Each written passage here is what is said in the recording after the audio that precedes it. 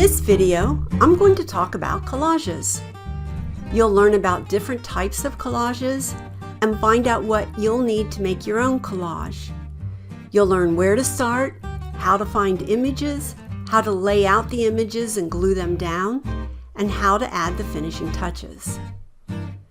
There are probably as many types of collages as there are people making them. I'm going to tell you about the collages I make. My favorite type of collage is Key Collage, which probably doesn't surprise you. I started collaging as an alternative to writing my feelings in a journal. With collaging, I learned how to safely express my thoughts and feelings with images. Then I asked my collage to give me a key that I can use to safely move out of despair toward peace. Now I use my Key Collage card deck to help other people find answers to a question or show them a sometimes surprising new direction they can take. You can go to my website, keycollage.com, to learn more about my card readings. But I also make other kinds of collages. In Key Collage, I don't put words on the cards because the meaning of the images can change over time, but if I put a word on the collage, that word is probably the only thing that will come to me when I read the card later. However, sometimes it helps me to include words because I want to be clear how I'm feeling right now. It's more like a snapshot of a specific feeling. Another fun type of collage is to make all the images together form another picture. This collage is a self-portrait of how I feel when I wear pink. The edges of a collage can add to the effect you're trying to achieve. For this collage, I was describing how I felt when I was in a black mood, how I got into the black mood, and then how I moved back out of the black mood. I wanted the edges to show the agitation I feel when I'm in that dark place. So the outline is jagged, and the images in the background have torn edges instead of smooth cut edges. Sometimes I make collages with moving parts. In this collage, there's a gate that opens and invites me in. You can make a collage that combines magazine pictures with your own art. This is an example of a magazine ad with the edges of the picture intentionally cut with sloppy edges. So when I say later to cut neatly along the edge of the image, you don't have to do that if this is the look you're going for. The supplies you need for making a collage are pretty simple, although there are tools you can add to make collaging easier. First, you need images. Magazines are the simplest way to get images. If you don't have any magazines, see if your friends or coworkers have some they can give you. If you decide to buy some, look for magazines that have pictures that light you up in some way. Also, images from magazines with slightly thicker paper are easier to glue neatly. The next thing you need is something to glue the images onto. I use either thick paper like watercolor or multimedia paper, or mat board cut into the size I want. My Key Collage cards are all glued onto 5" by 8" mat board. You can get mat board of different colors, but I glue the images on the white side of the board so the color doesn't leak through in an unexpected way. I usually use scissors, but some collages look better if the pictures have ragged edges like the one I showed you of a black mood. You can just tear out the images if that's the look you want. You need some kind of adhesive to glue down your pictures. Rubber cement doesn't set right away, so you can move your pictures around for a bit if you decide to. You can also use glue sticks, glue dots, or roll-on adhesive that goes on like whiteout.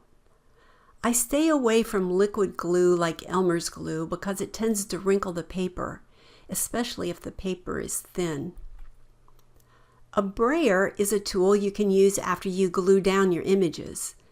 The brayer smooths out the glue under the images and helps to make sure all the images are laying flat. You don't need to buy a brayer though. You can also use a soda can or a rolling pin. Another option is a paper cutter. I like using a paper cutter when I need a straight line. I also use a paper cutter at the end to cut off any parts of an image that hang off the edge of my card. An alternative to a paper cutter is a cutting mat with a knife and straight edge. To protect your collage card after you finish, you can insert the collage into a plastic sleeve. You can buy Soul Collage card sleeves from Amazon. After you have your supplies, it's time to find images. There are different approaches to gathering images for a collage. If I already have an idea what I want the collage to look like, I go through my magazines looking for specific pictures. Sometimes, though, I don't know what I want on the collage. I just have this feeling inside that I'm trying to release. When this happens, I tell my brain it can go on a break, and I slowly page through the magazines, letting my heart decide what to tear out. If you're looking at your computer right now and thinking, what is she talking about? When I say letting your heart decide what to tear out, this is what I mean. Just try to let your body and mind relax. Think about a place that makes you feel calm. Take a couple deep breaths, maybe even let your eyes unfocus just a bit, and then start turning the pages of the magazine. When a picture grabs your attention, tear it out without questioning why you're tearing it out. If you find yourself remembering an image you saw a few pages back, go back and get that one. If you find yourself reading the headlines or caption boxes, now you've gone back into your brain. So if it's an article you really need to read, tear it out for later. Take a couple deep breaths and start again from your heart. I want the collage I'm making today to express the stress I've been feeling lately. I've gathered a bunch of pictures that feel like stress to me. So now I'm looking for a background that looks stressful. The background picture has the overall feeling of the collage, but it will mostly be covered up by the other images. The background image peeking through here and there helps unify the other pictures of my collage. Okay, now for the fun part, laying out the collage. Now that I have a bunch of pictures torn out of magazines, I'm going to trim the pictures. I cut close to the edge of the image so none of the background from that image is part of my collage. This careful cutting can be time-consuming, but your collage will look sloppy if you don't take the time to be careful here. Of course, if sloppy is the look you're going for, then you don't have to worry about cutting the edges carefully. When I lay the background image over the card, I don't glue it down because after I add the other images, I might want to reposition it or replace it with another background image.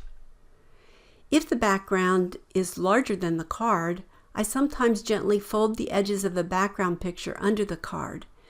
This lets me see where the edges of the card are, but still lets me shift or replace the background picture later if I want to. Now I decide which images to use. I just start putting the images on the card and moving them around until something feels right. The weight of the pictures is something I think about. When I started making this collage, I didn't like the feel of the heaviness of the books and the lightness of the papers blowing all around. So even though both these situations would be stressful for me, it didn't feel like they went together. In fact, after rearranging the rest of my pictures, I didn't like the direction this card was going at all, so I decided to start over. One lesson I had to learn when creating a collage is not to fall in love with a work in progress. I always have to be willing to put that aside and start over. So I decided I wanted to make a card that somehow showed the stress, but also showed a way out of the stress. The pictures in this new combination feel like they have a good weight. The stressed women are all about the same size, and the women have balanced expressions of stress. No one is hysterically stressed or so subtly stressed that you can't see her stress. However, the arrangement of the pictures is unbalanced, with all the pictures grouped on the top and left. Now the arrangement of the pictures is balanced, but there's no focal point. I want to find another picture that I can use as the center of attention. Now I have a focal point. I want the woman who is calmly sitting in the middle to be the person who draws my eye. Today she's the woman I want to identify with when I look at this card. But maybe on another day when I'm too stressed to calm down, I might only see the women on the edges who are stressed. This is a good example of why I don't like using words on my cards. If I included the words stressed or calm on the card, not only would I only be able to see that part of the card, but I would also go out of my heart and back into my head, which won't help me feel what the card is showing me. Placement of the main picture in the collage isn't the only way to use a focus. Notice which direction each of the women is facing. Feel how this card feels compared with this picture. In this picture, the women on the edges are all looking away from the woman in the middle. Instead of looking at her as in the previous card, on this card, they're all ignoring her. The message I get from the first card is, when I'm stressed, if I can find that calm part of myself, it will help me deal with the stress. In this card, the message I get is, when I ignore my need to meditate and be calm, I'm going to feel stressed throughout the whole day. What I don't want is a card like this one, where the women are all looking in different directions. My eye is getting confused about what I'm supposed to be looking at. Even though the focal point woman is still in the middle, the other women seem disconnected from her in a haphazard way, and the card doesn't feel right to me. I've decided I like the feel of this card best. Do you see how the pictures extend beyond the edge of the card?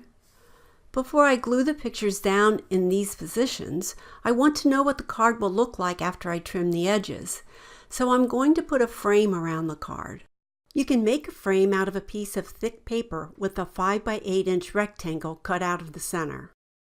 I place that frame over my card to make sure all the important parts of each picture are within the frame. Sometimes I have to readjust the images to make them fit better. Now for the moment you've all been waiting for, gluing the images onto the card. Everything looks great, but nothing's glued down. How are you going to get everything glued down the way you carefully laid it out when you have to take everything off to start gluing? What I do is take a picture of the card so I can remember where everything goes. I carefully slide the pictures off the card, unwrap the edges of the background picture, put glue on the card, and paste the background picture to the card. Most types of glue are very effective at their job, so you only need to use a little bit. You don't want bits of glue squeezing out from under the pictures. I lay the pictures back on the card, referring to the photo I took if I need to. Then I glue just a corner of each piece, so if I have to move it later, I'll be able to. If you've ever sewed anything, this is the equivalent to basting a seam before you sew it. Continue moving around the collage, gluing a corner of each piece. When everything is basted in place, I lift up any loose edges and glue them down. Now for the finishing touches. I use my brayer to gently roll over all the images. If I see any part of the images moving, I put a little more glue under that piece. If you have edges of the pictures hanging over the edge of the card, use a paper cutter, a knife and straight edge, or scissors to trim off those extra bits. Turn the card upside down so you can see the edge of the card. Finally, I slide my card in one of the Soul Collage plastic sleeves and seal the sleeve on the back of the card. This helps protect the collage in case any part of the images becomes unglued. I like to be able to shuffle my cards, and having the sleeves on them keeps them from getting damaged. Ta-da! You've made your first Key Collage. Congratulations! This is Kay from Key Collage. Thank you for watching my first video. Watch my website, keycollage.com, for more videos coming soon.